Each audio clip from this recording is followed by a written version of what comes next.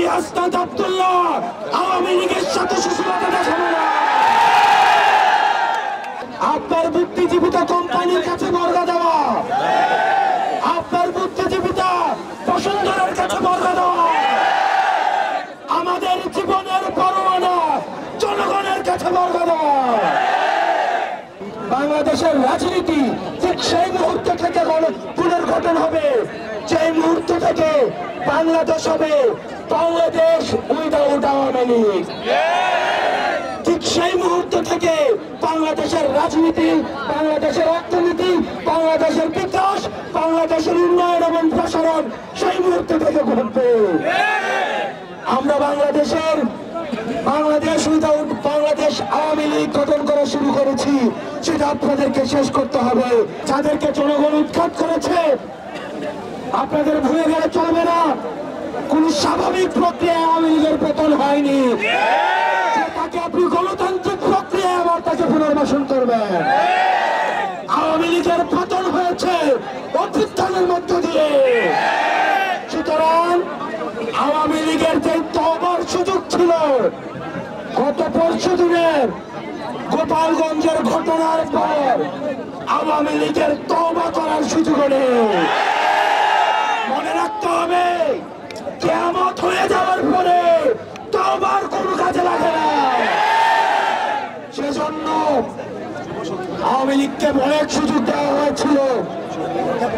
আওয়ামী লীগ এখনো পর্যন্ত গোপালগঞ্জের ঘটনা ছিল স্পষ্ট বার্তা। 4 কোটি মামুন আপনাদের স্পষ্ট বার্তা দিয়েছে।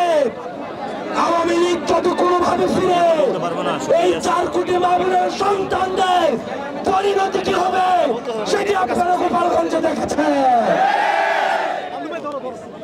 আপনারা যারা বুদ্ধিজীবিতা করেন, বিকৃত বুদ্ধিজীবিতা যারা করেন, 5 আগস্ট থেকে শুরু করে আমরা অনেকটাই দেখেছি ফেসিবাদের বিপক্ষে তাদের লড়াই ছিল, তাদের লড়াই আছে। আমরা আপনাদেরকে সাধুবাদ জানাই।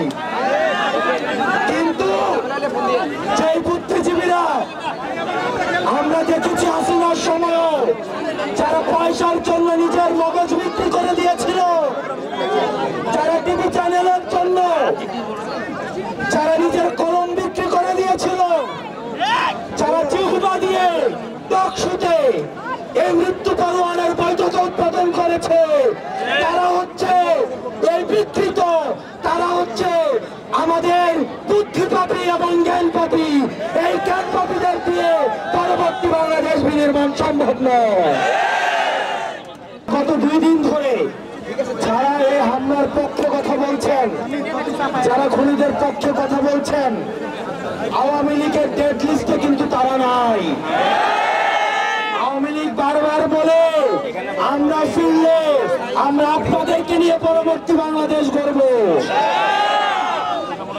আওয়ামী লীগের ডেড লিস্টে আমরা যারা আছি